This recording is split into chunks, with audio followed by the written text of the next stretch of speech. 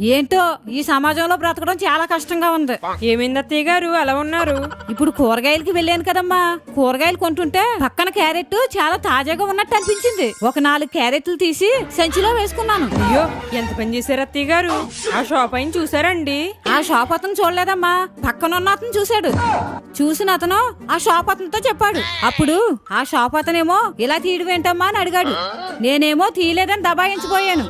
ఇవి మీ షాపులోవి కాదు, పక్క షాపు నుంచి కొని తెచ్చుకున్నాను అన్నాను. అయినా సరే ఆ పక్కన చూసిన ఆయన ఏమన్నా ఊరుకున్నాడా?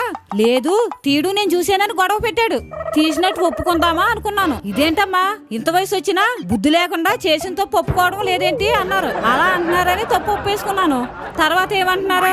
సిగ్గు లేకుండా చేసిన తప్పు ఎలా ఒప్పుకుంటుందో చూడు అంటున్నారు. మరి ఈ సమాజంలో ఇంకెలాగమ్మా బ్రతకడం? అందుకే అత్తయ్య గారు ఏదైనా ఫ్రీగా రావాలని కక్కుర్తి పడకూడదు.